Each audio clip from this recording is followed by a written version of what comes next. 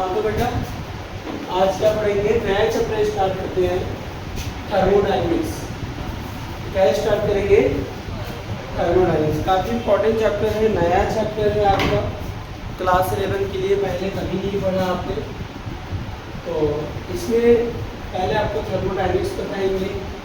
Thermodynamics बताने के बाद आपको इससे कुछ टर्मिनोलॉजीज होगी थर्मोडायनेमिक्स में। थर्मोडायनेमिक्स चैप्टर नेम, ये चैप्टर 5 है आपका। थर्मो का मतलब हीट होता है और डायनेमिक्स का मतलब फ्लो। इसकी डेफिनेशन लिखिए आप, the branch of chemistry, the branch of chemistry which deals with the study of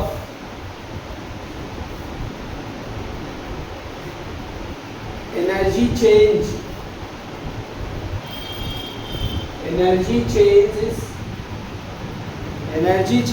in the microscopic system. Energy changes in microscopic system. What do you mean by the microscopic system? Microscopic system includes the, क्या होगा, large number of, मतलब it includes the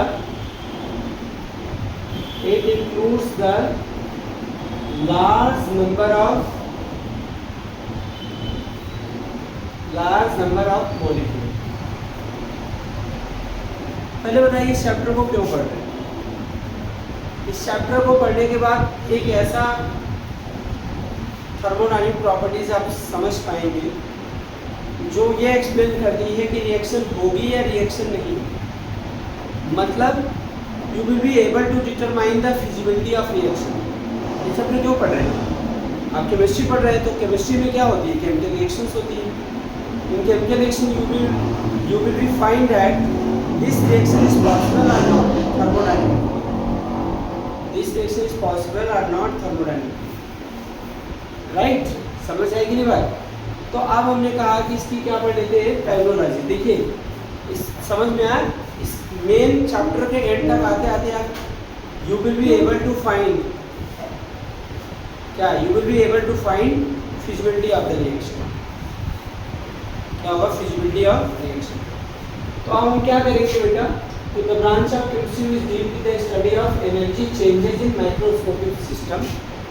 it include the, क्या होगा, large number of molecule. Microscopic system में क्या होता है, बहुत सारे मॉलिक्यूल्स। मॉलिक्यूल्स कहाँ होते हैं, किसी सब्सटेंस में होंगे, किसी कंपाउंड में होंगे, किसी रिएक्शंस में होंगे ना, तो उसी को थर्मोडायनेमिक्स कहते हैं। तो अब हम क्या करते हैं, टर्मिनोलॉजीज पढ़ते हैं। क्या पढ़ते हैं? कुछ टर्मिनोलॉजीज पढ़ते हैं जो आपको बार बार हम इस वर्ड को यूज करेंगे पढ़ाते समय। तो पहला है बेटा, हेडिंग डालेंगे आप first, system and surrounding. System and surrounding.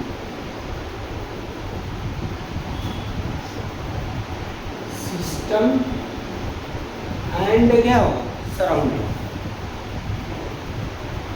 तो पहले पार्ट में क्या करते हैं, सिस्टम पढ़ते हैं।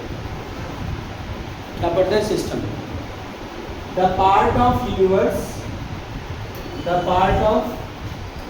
Universe under observation is known as system. उसे क्या कहते हैं बेटा, सिस्टम बोलते हैं। जैसे सपोज बेटा 1 कप ऑफ टी हमने क्या कर दिया, रख दिया है इधर। 1 कप ऑफ द टी यहाँ पे रखा हुआ है, समझना। यहाँ पे क्या रखा हुआ, 1 cup of the T. T generally क्या होता है बेटा, बोलो, हॉट होती है। आफ्टर सम टाइम्स आप ये देखेंगे इसका टेम्परेचर हॉट टी का टेम्परेचर कहाँ पहुँच गया बेटा, किस पर पहुँच गया, रूम टेम्परेचर, क्या हुआ, रूम टेम्परेचर पर पहुँच गया, ठीक है ना। जैसे रूम टेम्परेचर 25 डिग्री सेल्सियस है, जब ये आपको दिया गया है, इसका टेम्परेचर क्या था, लेट 60 डिग्री सेल्सियस होगा, काफ़ी गर्म होता है, और after some times, after 10-15 minutes इसका टेम्परेचर कितना होगा बेटा, 25 डिग्री सेल्सियस पर। नाउ यू एबल टू, ठीक है ना, मतलब ये इस रूम पर, इसका क्या हुआ, इसका क्या हुआ बताइए, हीट ट्रांसफर हुआ, और हीट कहाँ था, जो उसके पार्टिकल्स थे, उसके कंपोनेंट उसी में था ना, वो ट्रांसफर हुआ, कहाँ ट्रांसफर हुआ, बाहर की तरफ, बाहर चला गया हीट, कहाँ चला गया, सराउंडिंग में चला गया, कहाँ चला गया, सराउंडिंग में चला गया। तो ये वाला पार्ट मतलब हमने इसका टेम्परेचर देखा 60 से कहाँ पर आया 25, तो this part is under observation, that's why it is called the system. इसे क्या बोलेंगे बेटा, सिस्टम बोलेंगे, समझ आएगी बात। यूनिवर्स का जो भी पार्ट अंडर ऑब्जर्वेशन होगा उसे क्या कहेंगे आप, सिस्टम कहेंगे, राइट। अब एक काम करते हैं, हम फुल लिख लेते हैं, समझ भी लेते हैं टाइप्स ऑफ सिस्टम, तब हम सराउंडिंग को छेड़ेंगे, ठीक है। टाइप्स ऑफ सिस्टम, तो सिस्टम कितने टाइप्स का होगा, 3 टाइप्स का होता है, कौन कौन सा, number 1 open system, very good, और दूसरा कौन सा बेटा, क्लोज सिस्टम, और तीसरा क्या है, आइसोलेटेड सिस्टम। 3 टाइप के सिस्टम वी आर आइडेंटिफाइड, ठीक है ना, उनके एग्जाम्पल लेंगे। तो इस सिस्टम की डेफिनेशन भी साथ साथ लिखो, the system in which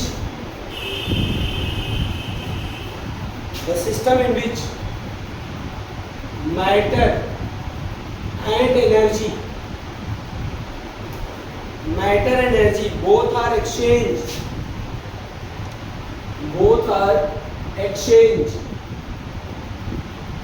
with the surrounding,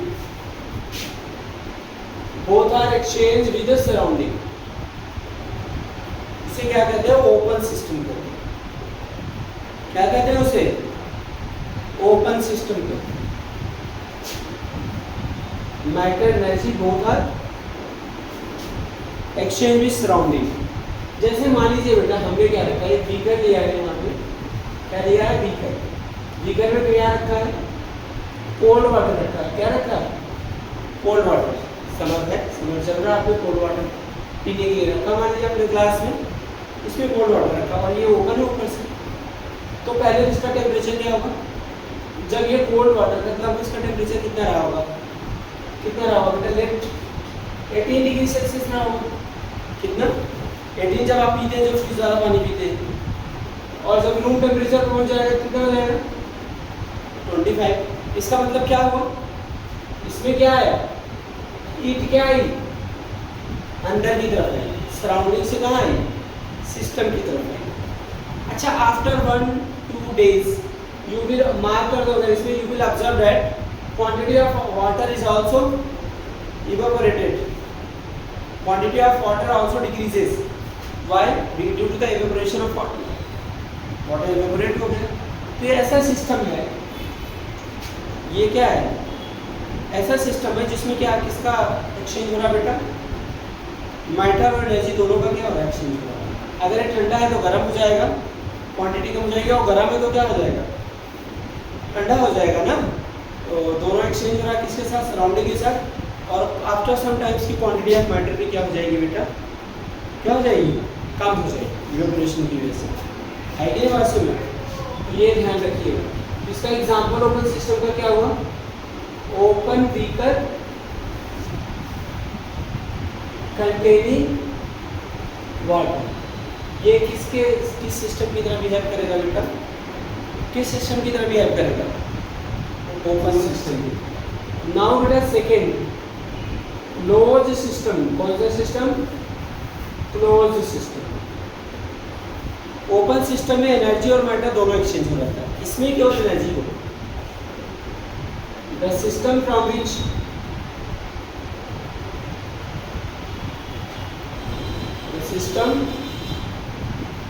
from which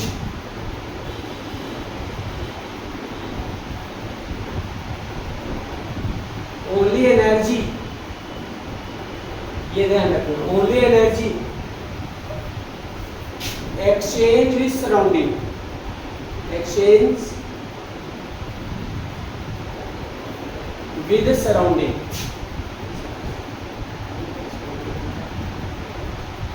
with surroundings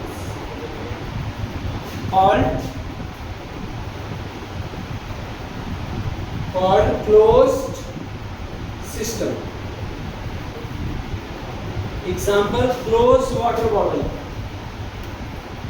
closed water bottle, closed system के एग्जाम्पल लेते हैं. closed water bottle, water bottle, जैसे आपका closed water bottle है, ये वाला क्या है, closed water bottle. इसमें इतना वाटर है, जैसे आपका इसकी क्वांटिटी कभी क्या होगी, चेंज नहीं होगी. इसकी क्वांटिटी क्या होगी, कभी चेंज नहीं होगी जब तक ये क्या होगा, इसका जो लीड है वो क्या रहेगा, बंद रहेगा, राइट.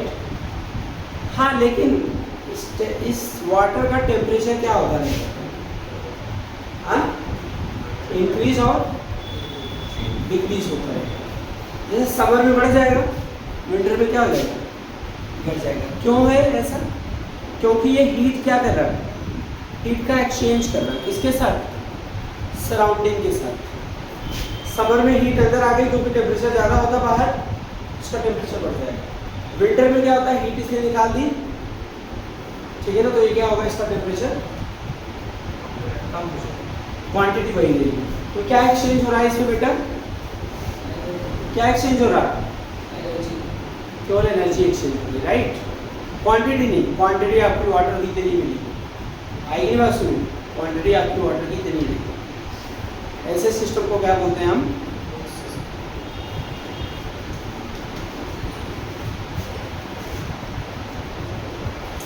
Close system.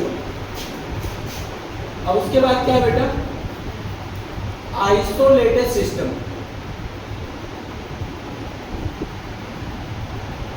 इसकी डेफिनेशन क्या होगी, लिखो साथ में, the system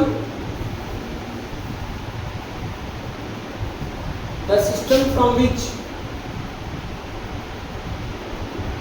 neither energy nor matter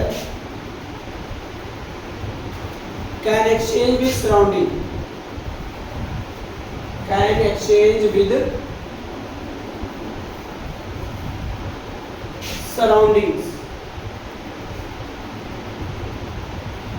called isolated system. आपने कहीं देखा है ऐसे आइसोलेटेड सिस्टम, नहीं देखा है, कोई आइडियल आइसोलेटेड सिस्टम तो होता नहीं.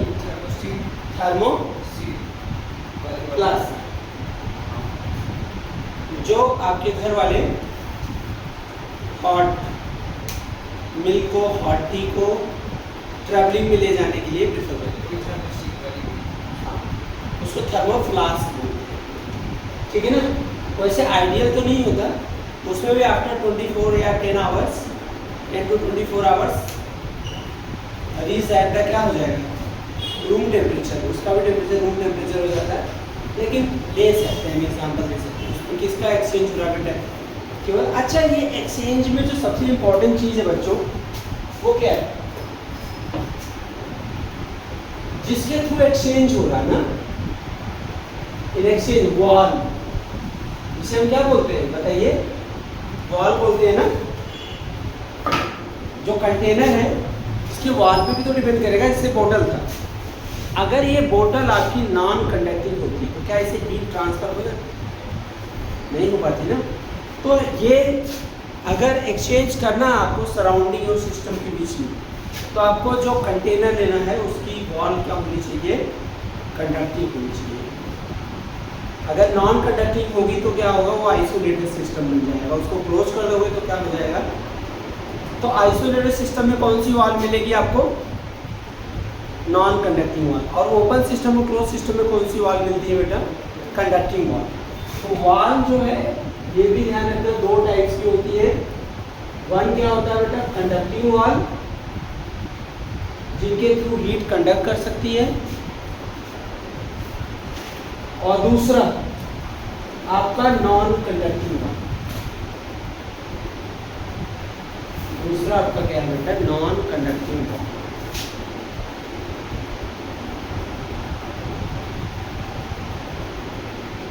ठीक है, ये ध्यान रखिए। दूसरा है नॉन कंडक्टिंग। अच्छा, आइसोलेटेड सिस्टम में कौन सी वाल है, नॉन कंडक्टिंग, और उसमें कौन सी है, दोनों में ओपन और क्लोज सिस्टम में, क्योंकि वहाँ एनर्जी का ट्रांसफर हो रहा है। अच्छा, आप देखिए सराउंडिंग, सराउंडिंग्स, सराउंडिंग्स पढ़ लेते हैं, ठीक है ना। तीन सिस्टम पढ़ लिया, सराउंडिंग पढ़ लिया। अभी हमने लिया था तो जो भी पार्ट अंडर ऑब्जर्वेशन होता है यूनिवर्स का, वो क्या होता है, सिस्टम होता है। रेस्ट पार्ट क्या होगा, सराउंडिंग होगा। तो यहाँ पे डेफिनेशन क्या होगी, the rest part of universe, the rest part of universe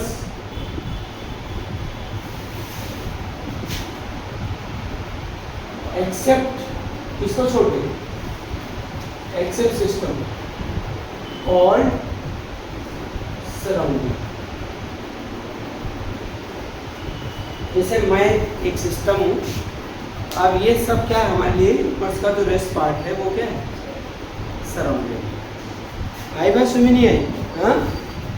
now बेटा हेडिंग डालो, ठीक है ना।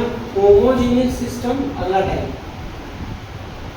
होमोजीनियस सिस्टम ये भी जानना जरूरी है, एंड हेट्रोजीनियस सिस्टम, ये तो पता होगा आपको।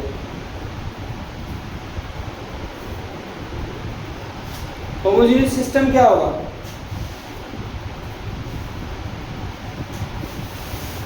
द सिस्टम, हेट्रोजीनियस सिस्टम, ये भी जानना था आपको। फिर होमोजीनियस सिस्टम लिखना है, उसकी डेफिनेशन, होमोजीनियस सिस्टम की डेफिनेशन लिखना, the system in which, the system in which all the component present in the same phase, the system in which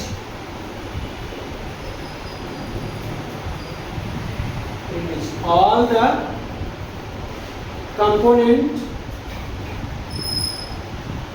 present in किसमें, present in same phase।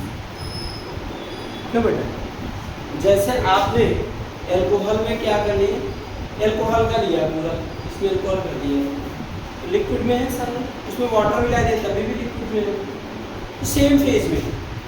तो ऐसे system को क्या बोलते हैं, homogeneous system. आपने होमोजीनियस मिक्सचर पढ़ा होगा ना, हेट्रोजीनियस मिक्सचर, उसी से तो मिलता जुलता इसकी डेफिनेशन है। कोई रटना थोड़ी है इसको, केवल ध्यान से सुनना है और लिख लेना। क्या करना है, ध्यान से सुनना और क्या कर लेना, लिख लेना। अब इसमें क्या है, हेट्रोजीनियस सिस्टम, इसकी डेफिनेशन क्या होगी, the system in which all the component are not in, क्या हो जाएगा, सेम फेज या डिफरेंट फेज कर सकते हो। द सिस्टम in which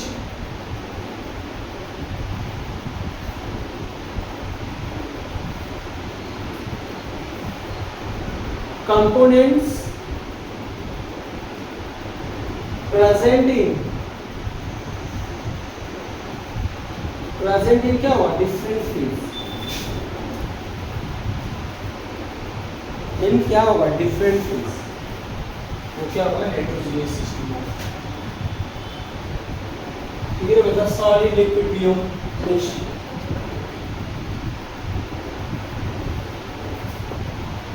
आप छोड़े, ये थोड़ी सी इंपॉर्टेंट प्रॉब्लम, ये सब ना आप क्या पढ़ रहे हैं बेटा, अभी थर्मोडायनामिक चैप्टर में टर्मिनोलॉजीज पढ़ रहे हैं। क्या पढ़ रहे हैं?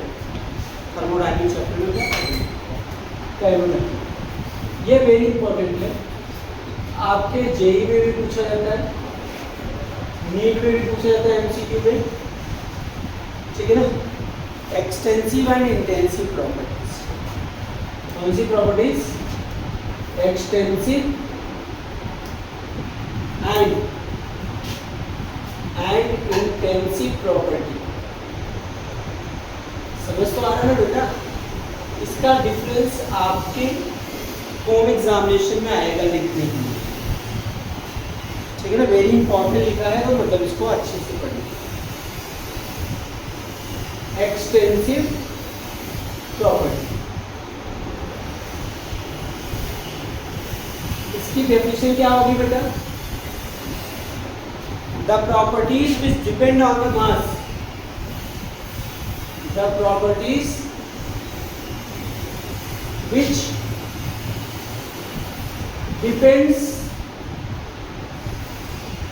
on the mass। इसे क्या बोलते हैं? क्वांटिटी ऑफ मैटर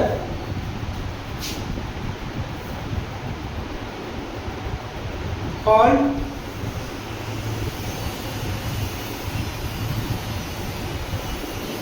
extensive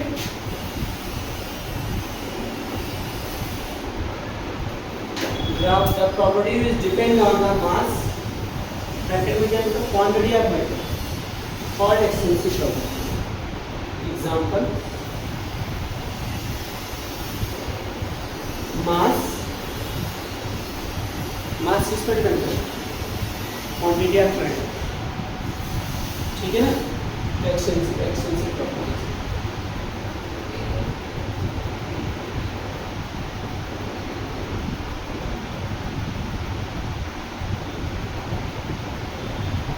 मास के अलावा बेटा गिब्स एनर्जी हम इस चैप्टर में पढ़ेंगे। एंथैल्पी ये मास पर डिपेंड है। Entropy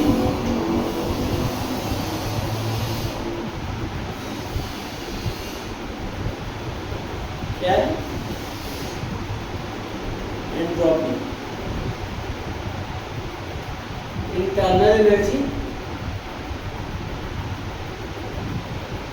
these are extensive properties. ये किस पर डिपेंड करती है बच्चों? मास पर डिपेंड करती है। किस पर डिपेंड करती है? मास पर डिपेंड करती है। The property which depend on the mass is known as extensive properties. और क्या है?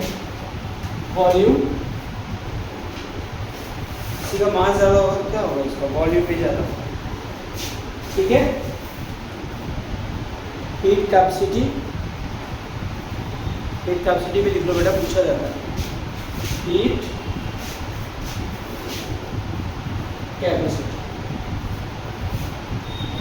चलो तो डेफिनेशन तो बहुत आसान है। क्या बताओ? नाउ बेटा इंटेंसिव प्रॉपर्टीज। कौन सी प्रॉपर्टीज? Intensive properties. क्या होगी डेफिनेशन इसकी? इसकी उल्टी इसका जस्ट अपोजिट हो जाएगा डेफिनेशन। याद करने में भी आसानी रहेगा। द प्रॉपर्टीज विच क्या होगा बेटा? क्या डेफिनेशन लिखो? The properties which independent on the mass या quantity of matter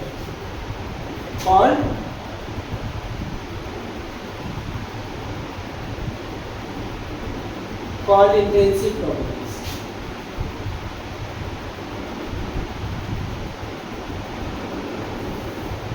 उसे क्या बोलेंगे? Intensive properties. Example, density,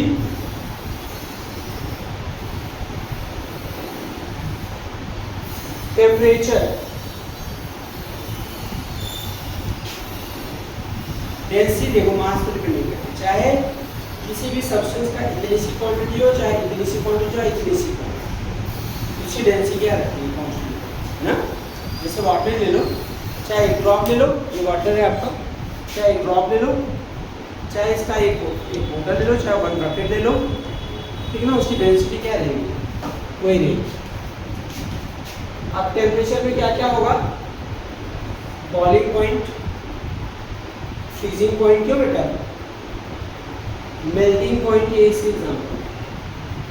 the property which independent on the mass called intensive properties, density, temperature, specific heat capacity. यहाँ कौन सी हीट कैपेसिटी है, यहाँ simple heat capacity है, specific heat capacity, pressure,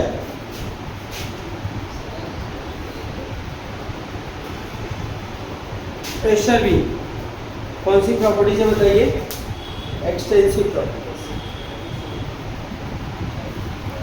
कौन सी प्रॉपर्टीज है, एक्सटेंसिव प्रॉपर्टीज। इसमें question लिख लो जो एग्जाम में आ सकता है।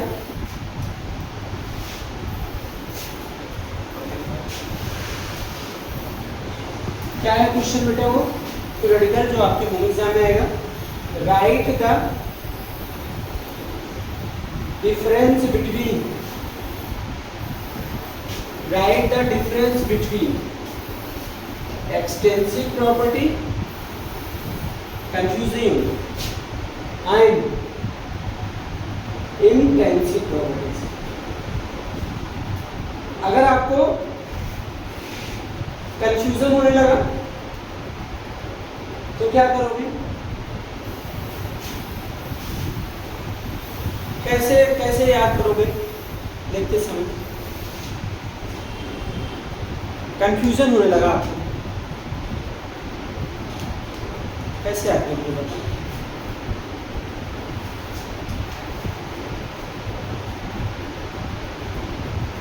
इंटेंसिव में क्या आ रहा, IN आ रहा, तो क्या होगा, independent on mass. This is a trick to learn for long time. Extensive में क्या आ रहा, E आ रहा ना, तो इंटेंसिव का पता है, इंटेंसिव इंडिपेंडेंट ऑन मास, और वो क्या होगा, एक्सटेंसिव उसका उल्टा है, तो क्या होगा, डिपेंडेंट ऑन मास। अब ये जेई वगैरह में कैसे आएगा, 4 एग्जाम्पल दिए हैं, मान लीजिए 3 एक्सटेंसिव के दिए है और 1 एक्सटेंसिव का दिया है, तो 2 तरीके से क्वेश्चन पूछा जाएगा। विच आर, मैंने कहा 3 इंटेंसिव के दिए हैं, 1 एक्सटेंसिव का एग्जाम्पल दिया है, तो 2 तरीके से इसमें क्वेश्चन बनेगा। Which are the following is not intensive property, ऐसा हो सकता है, या which are the following is the extensive property, जैसा भी तो आ सकता है, नॉट इंटेंसिव प्रॉपर्टीज, या which are the following is extensive property. तो एग्जाम्पल मस्ट बी लर्न, और एग्जाम्पल को थोड़ा सा इंटरप्रेट करना भी समझना है कि प्रेशर कभी भी मास पर डिपेंड नहीं करता, टेम्परेचर कभी मास पर नहीं डिपेंड करता, आएगी ना बात सुन, उसका मास ज़्यादा है कम है, उसका बॉइलिंग पॉइंट तो वही रहेगा ना। लिक्विड चाहे 1 ड्रॉप हो, चाहे क्या हो 100 ड्रॉप्स हो, उसका क्या रहेगा, हाँ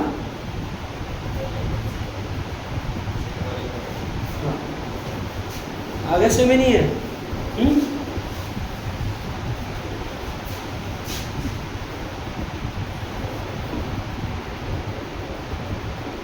तो चलिए extensive properties, intensive properties. Next बेटा स्टेट फंक्शन, अगली हेडिंग आ रहा। अब ये सब टर्मिनोलॉजी पढ़ लो, आज पहली क्लास है ना, इसमें आप टर्मिनोलॉजी पढ़ेंगे। स्टेट फंक्शन ये पढ़ के आना पूरा कल अच्छे से। क्या पढ़ के आएंगे, स्टेट फंक्शन, या इसको क्या बोलेंगे बेटा, स्टेट वेरिएबल्स भी बोलेंगे। क्या बोलेंगे, स्टेट वेरिएबल्स भी बोलेंगे। स्टेट फंक्शन, या इसे क्या बोलेंगे, state variables.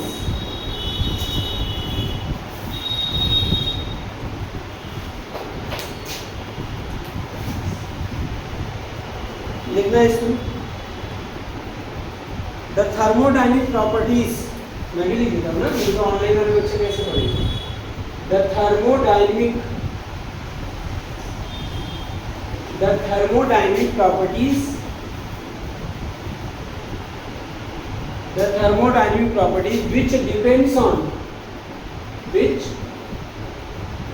on initial and final state of the system,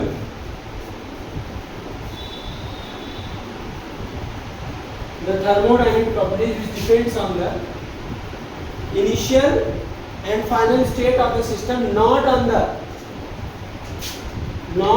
path, जो path पर डिपेंड है, called state function,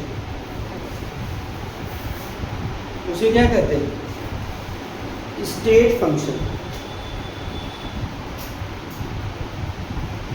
ठीक है ना। एग्जाम्पल प्रेशर स्टेट फंक्शन है। प्रेशर कभी पाथ पर डिपेंड नहीं करता। वॉल्यूम भी स्टेट फंक्शन है। एंथैल्पी, गिब्स एनर्जी, अभी बताया था ना आपको, गिब्स एनर्जी। टेम्परेचर,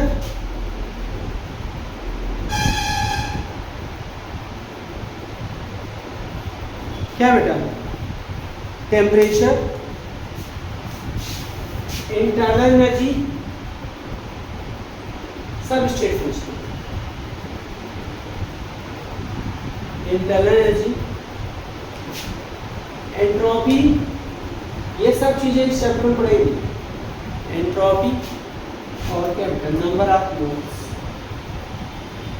ये पाथ पर नहीं डिपेंड करता, तो किस पर डिपेंड करते हैं, इनिशियल और final state of the system. जैसे आप पोटेंशियल एनर्जी से मैं आपको समझाता हूँ। पोटेंशियल एनर्जी का सबको पता है, हाइट बढ़ने के साथ क्या होती है, बढ़ती है, और हाइट घटने के साथ क्या होती है, घटती है। अब आप इस कोचिंग के छत पे जाना, आपको आप 3 तरीके से जा सकते हैं।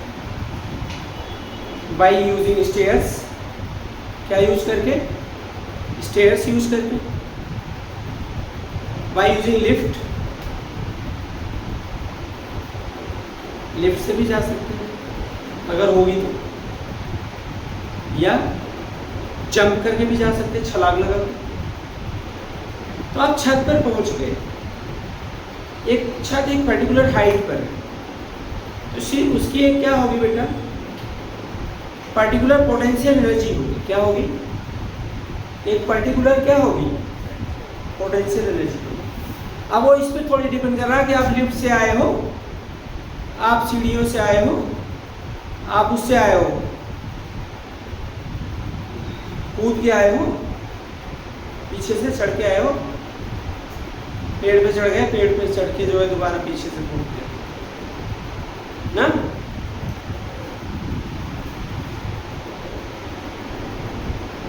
तो जो इनिशियल और फाइनल स्टेट पर डिपेंड करता है उसे क्या बोलेंगे, स्टेट फंक्शन। दूसरा इसमें क्या है, इसका उल्टा, पाथ डिपेंडेंट।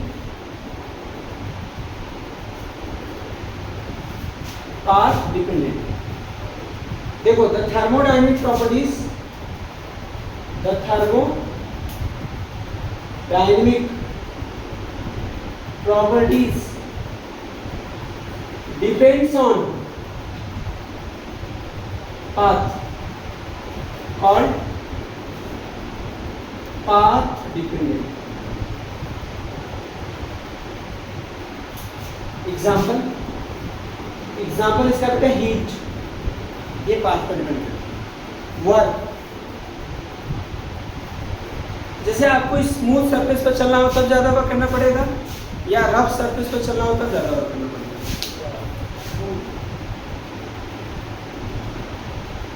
वहाँ तो फ्रिक्शन कम होगा स्मूथ सरफेस पर, वहाँ पे तो कम वर्क करना पड़ेगा, पाथ पर डिपेंड करता है। और रफ सरफेस है तो क्या होगा, और फ्रिक्शन फोर्स ज़्यादा है तो आपको क्या करना पड़ेगा, ज़्यादा फोर्स लगाना। ये पाथ डिपेंडेंट होती है।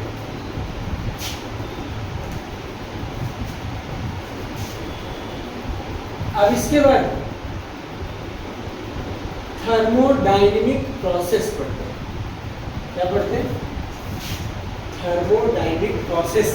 टर्मिनोलॉजीज में आता है, इसमें आता है thermodynamic process.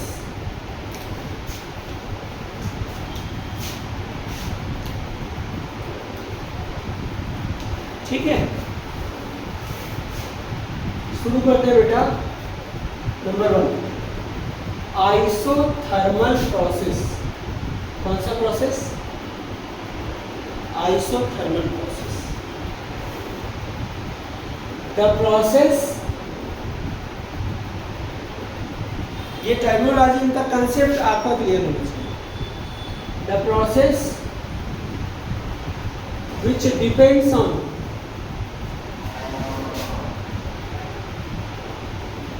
the process which depends on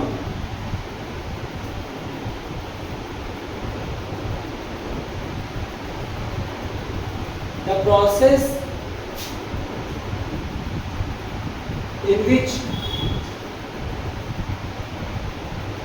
temperature remain constant. The process in which temperature remain constant.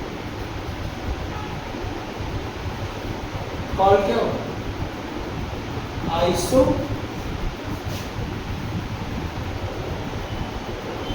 Isothermal process.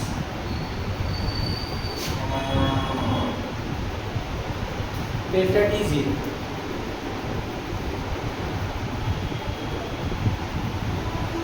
मतलब change in temperature change.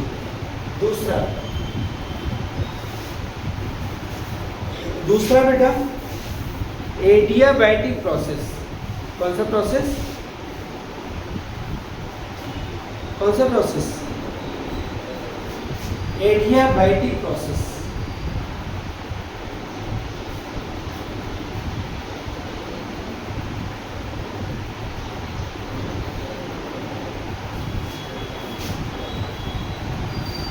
The process in which heat remain constant.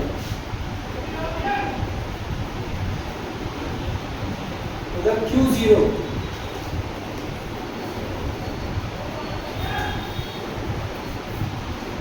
Q क्या होगा? C, isobaric process. कौन सा process? मैं पूछूंगा क्या constant होता है जब आगे इसके क्वेश्चन आएंगे। द प्रोसेस, ये टर्मिनोलॉजी पढ़ रहे हो चैप्टर का। The process in which pressure remain constant.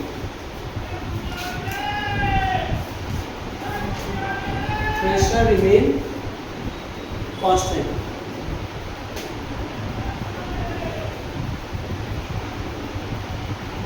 Delta P 0। D, isochoric process. कौन सा process? Isochoric process. The process in विच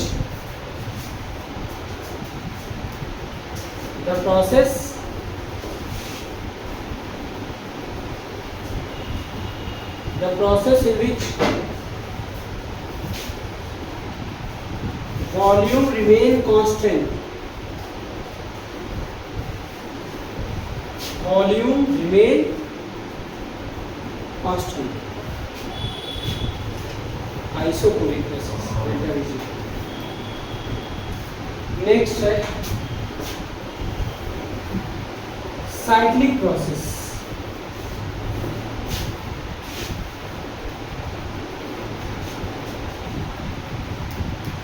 कौन सा process? Cyclic process.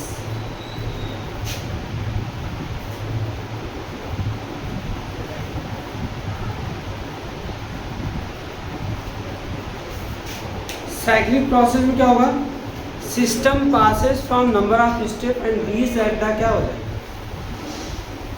Original state. कौन क्या होगा, cyclic process. The process in which system passes through number of steps and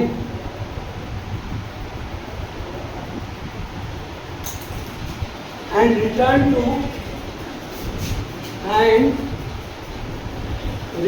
to initial state called cyclic process.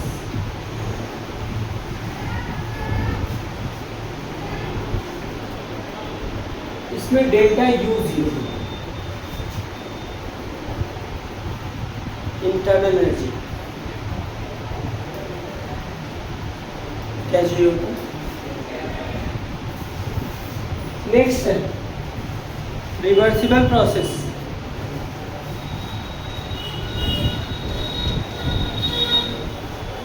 Reversible process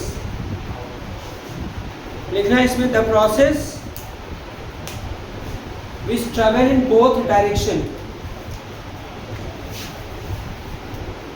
the process which travel in both direction but do not reach completion।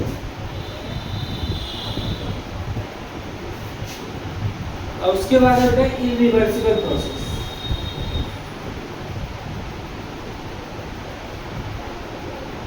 कौन सा process, इसकी definition उल्टा हो जाएगा, the process which travel in one direction and reach completion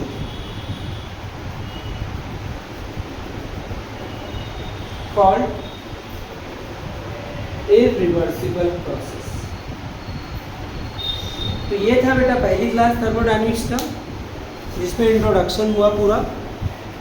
समझ आई नहीं बात।